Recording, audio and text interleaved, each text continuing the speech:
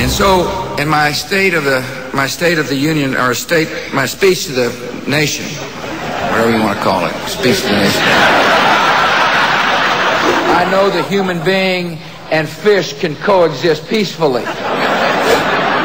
And America needs a military where our best and brightest are proud to serve and proud to stay. If you're a single mother with 2 children, which is the toughest job in America as far as I'm concerned, and you're working hard to put food on your family, rarely is the question asked, is our children learning? Too many good docs are getting out of business.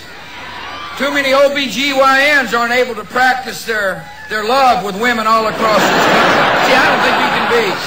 There's an old saying in Tennessee, I know it's in Texas, probably in Tennessee, that says, fool me once, shame on you. If fool me, we can't get fooled again.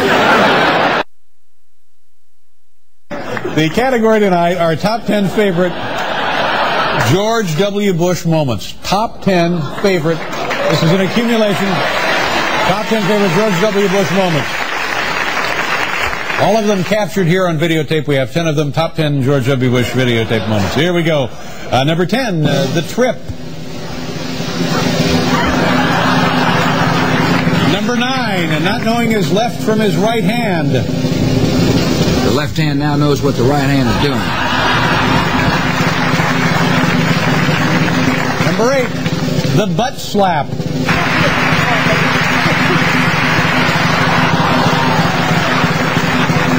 Number 7, drinking. I know you told this story before. I was a drinker. Number 6, cleaning glasses.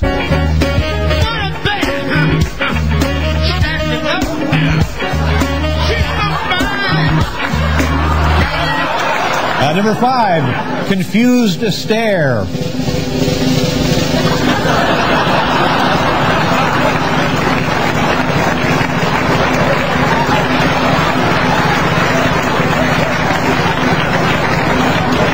Number 4, talking about his visit to Africa. You may recall we went to a park in Botswana. Went to a park in Botswana. You need help. Here I am. You need help. Here I am. Number 3, helicopter head bump. Oh. Number 2, the dog drop.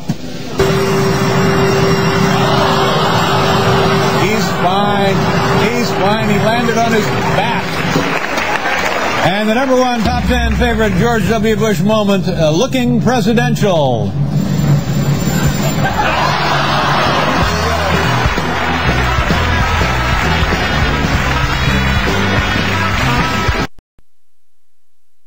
There are some who feel like that, the conditions are such that they can attack us there.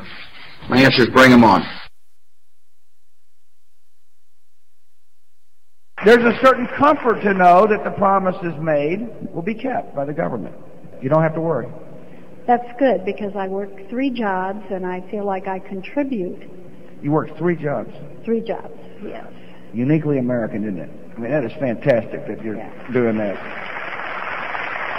Thank you. Get any sleep? We will not have an all-volunteer army. And yet this week, we will have an all-volunteer army. First, let me make it very clear, poor people aren't necessarily killers. Just because you happen to be not rich doesn't mean you're willing to kill. To be blunt about what has taken place, sometimes when you don't measure, you just shuffle kids through. Then you wake up at the high school level and find out that the literacy level of our children are appalling. I couldn't imagine somebody like Osama bin Laden understanding the joy of Hanukkah. We cannot let terrorists and rogue nations hold this nation hostile or hold our allies hostile. Africa is a nation that suffers from incredible disease. There's a lot of fine print in your plan, Mr. Vice President, in all due respect. It is, I'm not so sure 80% of the people get the death tax. I know this, 100% will get it if I'm the president. I think.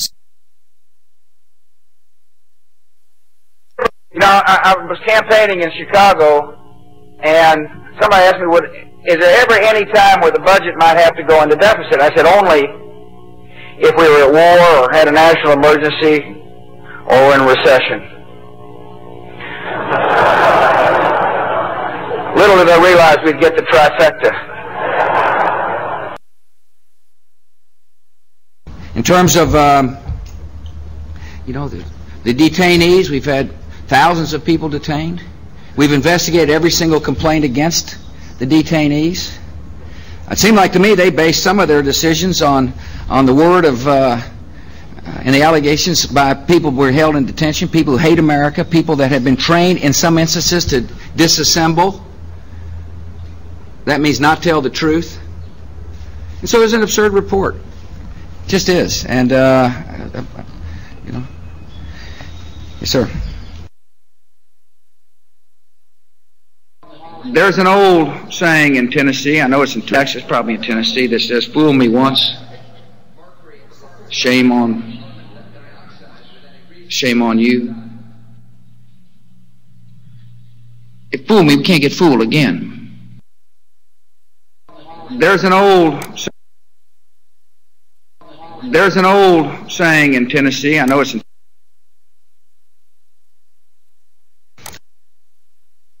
Our